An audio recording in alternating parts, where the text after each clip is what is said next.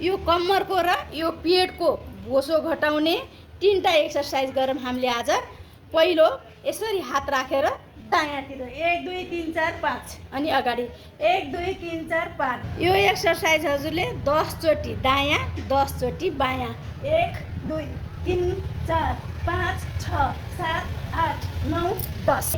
दोस्रो एक्सरसाइज यसरी हात माथि लग्ने अनि दायाँतिर 1 2 3 4 5 1 2 3 4 5। यो एक्सरसाइज दायाँतिर 10 चोटि बायाँतिर 10 चोटि गऱ्यो भने यति राम्रोसँग कम्मरको र पेटको बोसो घट्छ। अब तेस्रो एक्सरसाइज पहिला पुतली आसन गरौँ। पुतली आसन गऱ्यो भने एक्सरसाइज गर्न सजिलो हुन्छ। अर्को कुरो महिलाहरूको पाठेघरको शोधन गर्छ। यसरी हात उठाउनुहोस् माथि अनि बायाँतिर 1 2 3 4।